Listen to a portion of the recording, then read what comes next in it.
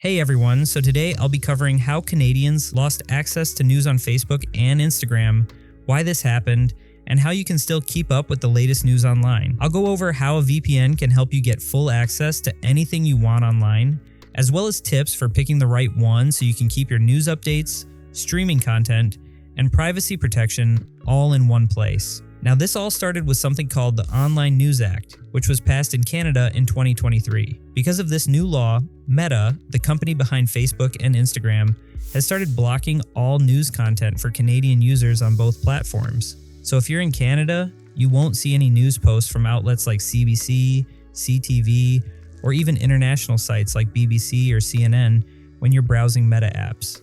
Meanwhile, users in other countries can access all of these just like normal. Now, this can be pretty frustrating for anyone relying on social media for breaking news, updates, or just keeping up with what's happening around the world. But fortunately, there's a simple way around these kinds of restrictions, and that's by using a VPN. So the way a VPN works is it virtually changes your location by giving you a new IP address, even if you're still sitting in Canada. And that way, all the news content that's blocked just for Canadians on Facebook or Instagram suddenly becomes available again. And the best part is, this works for pretty much any kind of content block or internet censorship, whether you're dealing with news bans, streaming restrictions, or even government censorship in other countries. Now, just to show you how quick this really is, I'll use ExpressVPN as an example, since it's beginner-friendly and has a solid reputation for privacy. All you need to do is download and install the VPN app, then sign in with your account. Now, if you're in Canada, it will show you as having a Canadian IP address.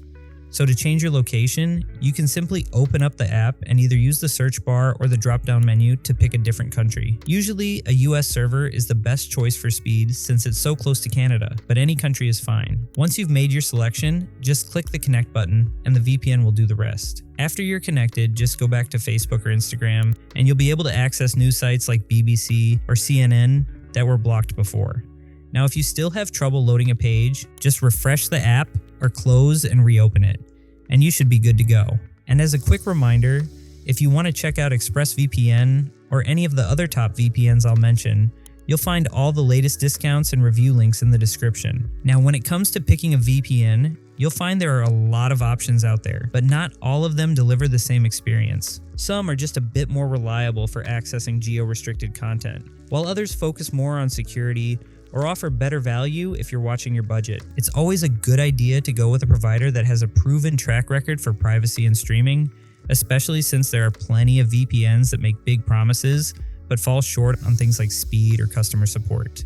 So for most people, ExpressVPN, NordVPN, and Surfshark stand out as the best options out there. ExpressVPN is usually the go-to for anyone who wants a smooth, reliable experience, and it's one of the most user-friendly apps out there. NordVPN is a great fit if you want lots of extra features, the fastest speed, and the ability to connect up to 10 devices at once. And then Surfshark is a solid pick if you're after the best deal, since it offers unlimited device connections and covers all the basics for streaming and privacy, all for one low cost. Now, using a VPN isn't just about accessing blocked news sites.